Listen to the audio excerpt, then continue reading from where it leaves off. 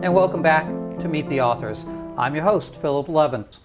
Well, on this segment, we're very honored to have an amazing man, Alan Mendenhall. Alan, thank you for coming on the show. Well, I'm really pleased to be here on the last show. Hashtag real Dr. Phil, right? Real Dr. Phil, yeah, I don't know. A real doctor anyway, I don't know about that. But Alan is an amazing guy. Alan is a professor of law and teaches courses in 3 different departments up at his university in Montgomery. What's the name of it? Faulkner University, and it's Thomas Good Jones School of Law at Faulkner University. And also the editor of a prestigious magazine, the Southern Literary Review, huh? That's correct. Yeah, you and 3 editors, but that's not what we're here today to talk about. Your book. Show the audience your book and tell us a little bit about it. Well, I've scribbled on the cover a little bit. I apologize. Sure. All right, there we go. This is an anthology of interviews called Writers on Writing. As I mentioned earlier, I've been editing Southern Literary Review now for 9 or 10 years, and we've had the opportunity to interview several authors, kind of like what we're doing here today, but in reverse. And I've compiled all the interviews into an anthology. So we have interviews with historians, with literary critics, with novelists, with all kinds of people, really. We do different genres. And so this is just an anthology of all those interviews, and you get a lot of insight from this book. You learn from authors how they approach writing, where they do their writing. Do they wake up in the morning and drink a cup of coffee and write? Do they stay up late into the wee hours of the morning and write? And you just get a sense of the different authors and their character and what they do. And I think it's really that's fun. Wonderful. You give such insight and inspiration to how you might want to be a writer. Anybody in the audience might want to be a writer. I write at all times a day. I like to get up in the morning, and if I'm fresh, I'll write it. Right now I'm working on a book. My goal is a chapter every morning before I get up. Oh, that's great. Yeah. I hear Stephen King does 10 pages a day. If he can do 10 Microsoft Word pages every day, then he'll knock out several novels in a year. That's how he's so prolific, is he just sticks to that regimen. You have to take it sort of as a profession. And so, you're a writer. What's your theme about writing? What's your style? Well, it's different for different purposes. So I do a lot of different kinds of writing. I do a lot of op-eds and scribbling like that, which I do primarily to get paid. Yeah, it's worthwhile getting paid. It is. It's worthwhile getting paid. But then I would love to write a novel. I'm in the process of writing a novel. I have not written one yet, so we'll stay tuned on that one. But I do scholarship, so that requires a lot of research, and I'm always working on something like that. And then I do creative nonfiction. I wrote a book of essays that was published in 2017.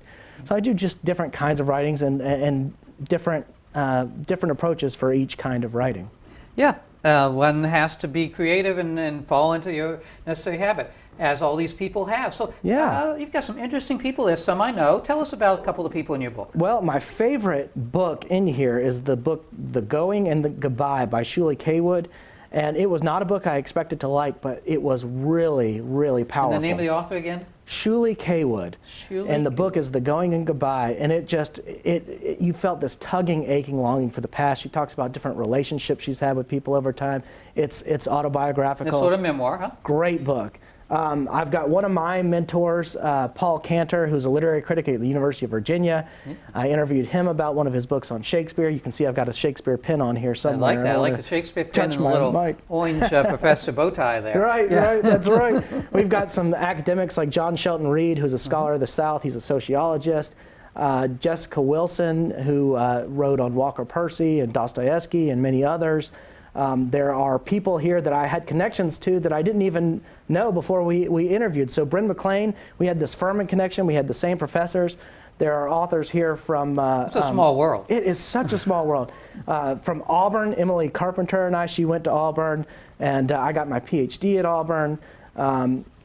There's a connection with another author from West Virginia, and there's someone in here that I interviewed who's not even with us anymore. He passed away, so it's interesting to go in and read that interview of somebody that's no longer even with us. Yeah, absolutely. Your words live after you.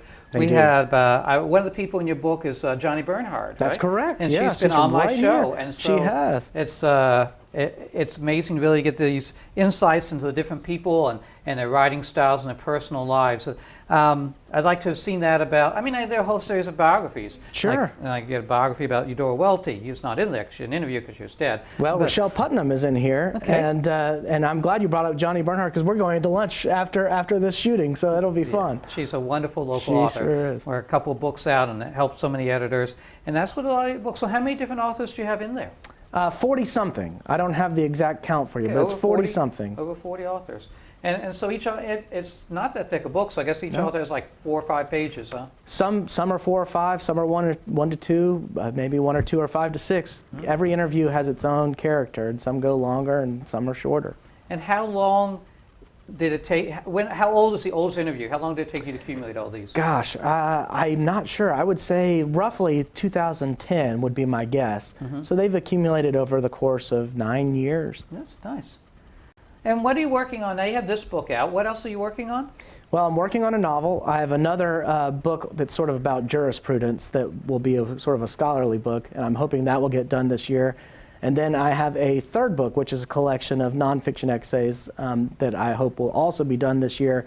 Now, once it gets done, I'll have to find a publisher and all that, so don't go running to the bookshelves yet looking for it. We can go in the bookshelf for this one. Hold it up for the camera again. Here we go. And tell us where you can find this book. You can find it on Amazon.com. You can find it Walmart, Books A Million, Barnes & Noble. My website, AlanMendenhall.com, ALLENMendenHALL, is probably the best place. You can find not just my books, but all my writing, my articles, other interviews I've done, and so that's sort of the internet's amazing. So many things you can put on there. That's right. Alan, thanks for coming on our show. Thanks very much for having me. I appreciate it. This is the Alice Mosey Folk Art and Antique Museum. Miss Alice was born in 1909 in Birmingham, Alabama. She began painting at the age of 65 when her mother was diagnosed with Alzheimer's. She moved here to the Bay at the age of 80 because she fell in love with it, and it was a pot of gold at the end of the rainbow. We're very honored to house 52 original pieces. We're still looking for more Alice Mosey originals, and we are very honored to have given her 15 years of wonderful fun. And we are located in the second floor of the historic depot in Bay St. Louis. We are right across the street from her blue house on Bookter Street. So if you look a little bit north, you'll see us. You can't really miss the depot.